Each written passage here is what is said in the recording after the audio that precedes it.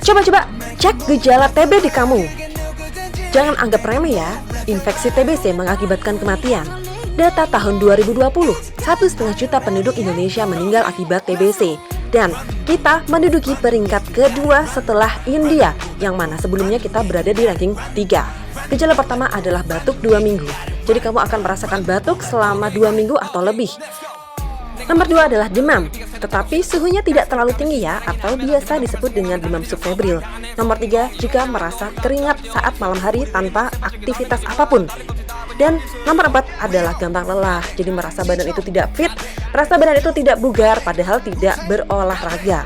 Dan nomor 5, tidak merasakan ingin makan atau tidak nafsu makan. Ini yang menyebabkan berat badan menjadi turun. Dan nomor 6 dapat disertai dengan batuk darah.